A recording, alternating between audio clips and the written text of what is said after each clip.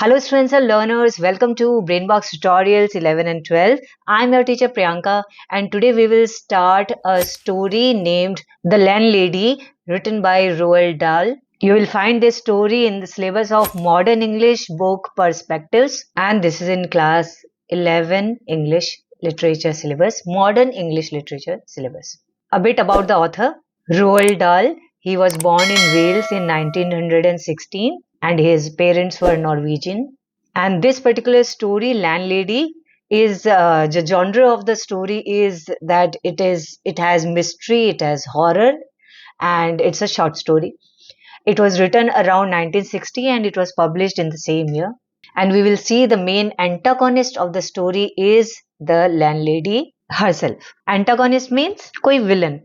So here the villain or the antagonist is the landlady. The characters we'll find in the story, mainly two characters. One is the landlady herself and other one is the protagonist of the story, that is Billy Weaver, who is an enthusiastic and innocent 17-year-old boy, and he comes from London to the city of Bath. And then one mention of a name and I think just a small dialogue of Mr. Greenslade. Greenslade is one of the big shots from the head office in London. That is, he's a businessman who encourages Billy to move to Bath for work. Then there will be mention of two important names, that is Christopher Mulholland and Gregory W. Temple. Christopher Mulholland was one of the landlady's previous guests and was victim also, because landlady murdered this person. He was just a 17-year-old boy. That is, at the 17 years is an age of cusp between teenage and adulthood. So he was murdered by this landlady, Christopher Mulholland. And Gregory W. Temple, he was 28-year-old man and he is other of the landlady's previous guests and he was also victim. That is, he was also murdered by the lady. Then there will be just one short interaction of Billy Weaver with the porter when he asks for a good place for lodging and all. That's it. So these are the minor and major characters we will find in this short story. So let us start the story. Let us go through the story. Billy Weaver had travelled down from London on the slow afternoon train with a change at Reading on the way.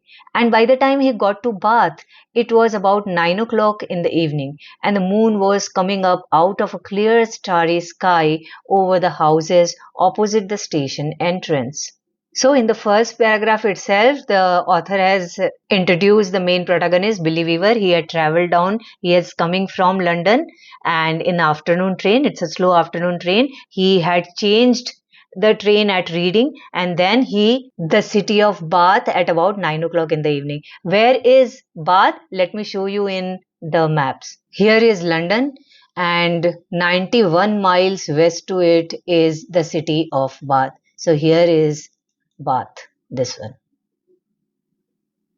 Okay, now when he reaches the city, at that time moon was visible, the sky was starry and clear, but the air was deadly cold and the wind was like a flat blade of ice on his cheeks. Here the description of the harsh weather in Bath that creates a tense atmosphere. So we can say that this is a usage of a literary device which is called foreshadowing. Foreshadowing is that an imagery is used to describe the later events in the story. Like for example, cold wind, how does it look? As flat blade or deadly cold. These two phrases evoke ideas of danger, violence, something dangerous, violent, mysterious is going to happen with Billy Weaver. Now he asks, "Excuse me," he said, "but is there a fairly cheap hotel not too far away from here?" He asks a passerby that if he can get a cheap hotel. So try the Bell and Dragon. This is the name of the hotel maybe. So the porter answered, "Try the Bell and Dragon," pointing down the road. That is that way. You will find that hotel or the guest house. They might take you in. It's about a quarter of a mile along on the other side. That means you will have to walk at least quarter a mile and then you will get that hotel or the guest house. Billy thanked him and picked up his suitcase and set out to walk the quarter mile to the Bell and Dragon, and he started walking towards that guest house or towards that pub or hotel. He had never been to Bath before. He didn't know anyone who lived there. So he was new to that city. So we can say that he was alone. That also sets the mood of the story. First of all, that cold wind gives us a hint of something cruel might happen to this boy. And then here we come to know that he is alone here. He knows nobody here. But Mr. Greenslade at the head office in London had told him it was a splendid town. So just because one adult, one big person has told him that it's a great place, you should go there for work, and he came here सिर्फ उसकी बात मान करके. Find your own lodgings, he had said. ये ग्रीनस्लेड ने clearly उसको hint दे दिया था that find your own lodgings, तुमको वहां खोजना पड़ेगा रहने की जगह. And then go along and report to the branch manager as soon as you have got yourself settled. That means when you have found a room or lodgings for you, then go to your office to meet a branch manager. Billy was 17 years old. He was wearing a new navy blue overcoat, a new brown trilby hat. Trilby hat is a narrow hat, and a new brown suit. And he was feeling fine. He was feeling good. He walked briskly. Briskly means quickly down the street because he was alone. It was 9 o'clock. And wind was blowing, and that too very cold. So he wanted to reach as soon as possible. He was trying to do everything briskly these days. Young man, he is full of energy and enthusiasm. So he was trying to do everything quickly these days. Briskness, he had decided, was the one common characteristic of all successful businessmen. So he had that idea or maybe a dream in his mind that he wanted to be a successful businessman like others, or maybe his mentor was also Mr. Greenslade, who was a very famous businessman. So he also wanted to be successful like that person, and he had seen all the successful people do not have much time. They are doing everything very quickly. So he also wanted to inculcate that quality in himself.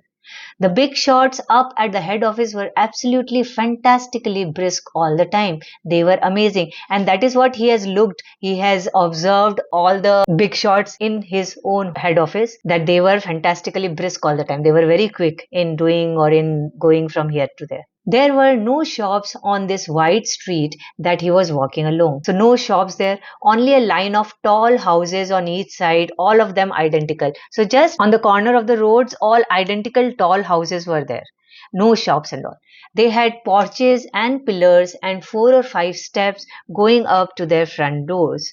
And it was obvious that once upon a time there had been very swanky residences. So because all the houses are identical, so their structures are also similar. They are tall houses. They had porches. Porches is the front part of the house, projected part of the house, and they have pillars, 4 or 5 steps, and then the front door comes. And it was obvious by the look of the houses that they had been very swanky, that is very luxurious residences. But now, even in the darkness, he could see that the paint was peeling from the woodwork on their doors and windows, and that the handsome white facades were cracked and blotchy from neglect. But now the houses were not taken care of properly. That is why those houses, how the houses had become, they were blotchy. That means patches were there on the wall, and white facades are the front portion, the main front of the building or the house. So they were also cracked and patches were there because of neglect.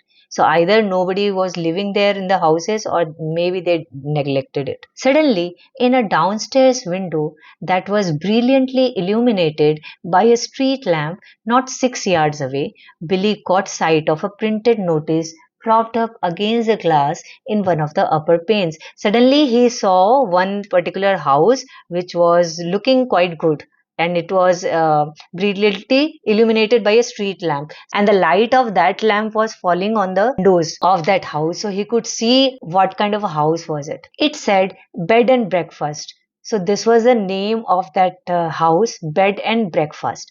There was a vase of yellow chrysanthemums tall and beautiful, standing just underneath the notice. Now see, yellow chrysanthemums. So chrysanthemum is a beautiful flower, no doubt, but in some Western countries, it is taken as a symbol of death. Mainly white chrysanthemums are used in the funeral of people. So that is a symbol of death. So here also the author has used a particular flower, that is chrysanthemums, to create tension, which is evident when Billy goes inside this particular house, that is bed and breakfast. Then you just see bed and breakfast external facade with bright and cheerful looking flowers in the window. They also deceive Billy, and as if they are captivating him, lulling him into a false sense of security, because he has seen all other houses and he has seen that facades were blotchy, but here he could see that the flowers were there, they were cheerful looking,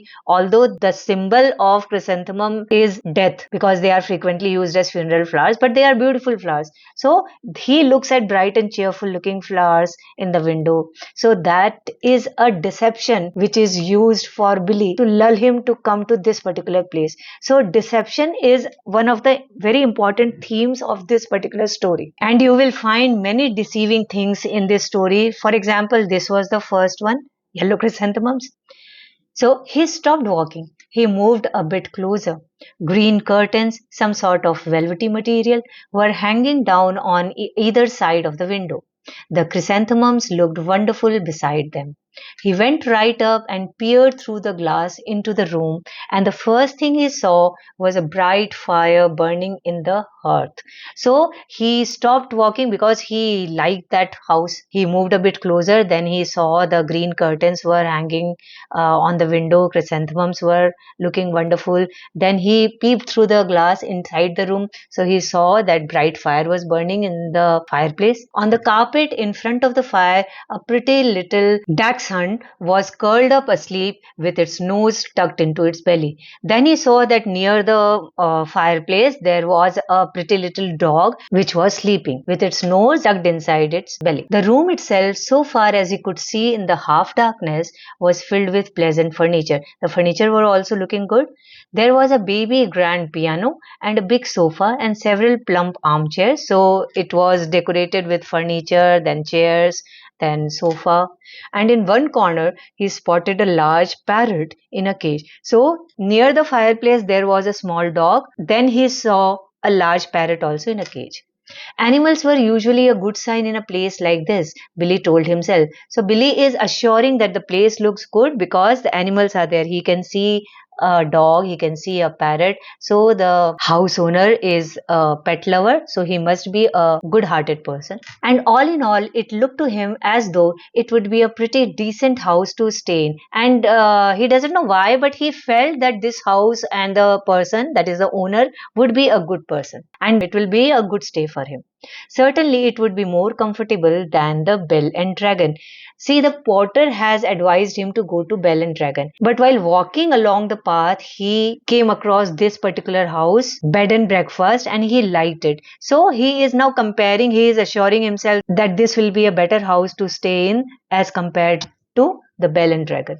On the other hand, a pub would be more congenial than a boarding house. Congenial means pleasant, and pub is an establishment for the sale of beer and other drinks. That means you can find here food and beer, that means all sorts of drinks and all. So he compared that it will be better, pub would be better because he can find the food and drink inside the home itself and he will not have to search for that. So it is better than, it is more pleasant than a boarding house. There would be beer and darts in the evenings and lots of people to talk to, and it would probably be good bit cheaper too. So this was the reason he decided that bed and breakfast would be a good idea to stay in. What are the reasons? First, that he would get beer, then he can play darts. Darts is a kind of game, so it is for entertainment in the evenings. Then lots of people will go to bar to drink and all, so he can find a good company every day, and he thinks that it will be cheaper too. So these are the reasons. So four reasons that he decides that this will be better than Bell and Dragon. He had stayed a couple of nights in a pub once before and he had liked it. This is also one of the reasons that he had already stayed in a pub for a couple of nights before and he loves the ambience of pub. That is why he wants to stay in a pub again. He had never stayed in any boarding houses, and to be perfectly honest, he was a tiny bit frightened of them. He has never stayed in a boarding house, so we or anyone who is familiar to something, some kind of an environment, would like to go to that particular place instead of that place which he has never been to. As it is, Bath is a new place for him, then he doesn't want to experiment on any other thing. So that is why he thinks that pub would be best. The name itself conjured up images of watery cabbage, rapacious landladies, and a powerful smell of kippers in the living room. And the name itself, that is the Bell and Dragon, the name itself conjured, that means he had a mental image of the place, that there will be watery cabbage, then rapacious are greedy landladies will be there, and a powerful smell of kippers, that is smoky fish in the living room. So he did not like that idea of or the image of that particular thing.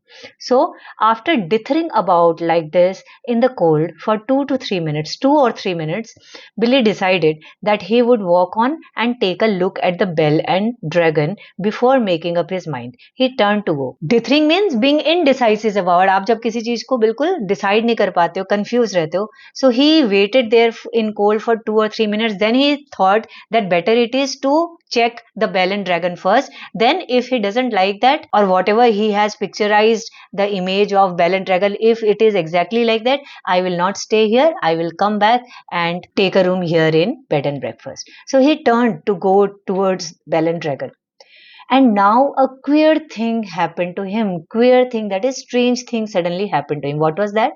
He was in the act of stepping back and turning away from the window when all at once his eye was caught and held in the most peculiar again strange manner by the small notice that was there. The notice in the notice it was written bed and breakfast. So he read when he was about to turn to go towards Bell and Dragon.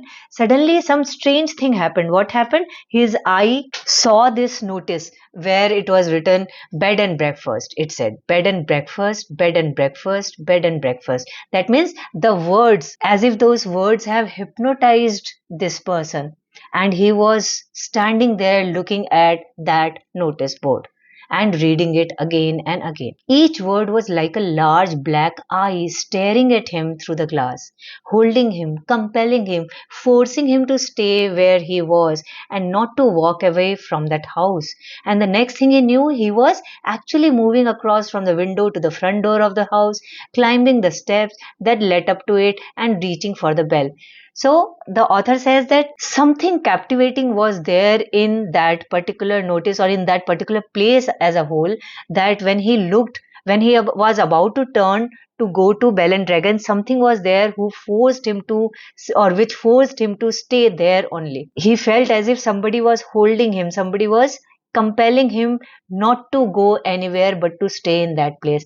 And he did not know how. He started walking towards the stairs. He climbed up the stairs. He reached for the bell too. See, this particular imagery reminds me of a movie, Shaitan. I don't know whether you have seen it or not. It was of Madhavan, Ajay Devgan and a girl who was in a similar way controlled by Madhavan with a kind of magical power, because he knew black magic and all, and because of that he could make that girl do whatever he wanted her to do. So similar kind of thing is happening with Billy here. He is also in a spell and he just climbs up the stairs and is about to ring the bell of the bell of the house. Chalo, let us keep the story till here. We will do the next part in next video so that it doesn't become longer. So wait for the next part in my next video. Here is the playlist. You can click the playlist and you can find the prose, poetry and second part of this chapter, Landlady also. Till then, keep on preparing, keep practicing. And if you have liked the video and the narration of the story, hit the like button, subscribe my channel and share it with your friends, because sharing is caring. Bye bye. Jai Hind.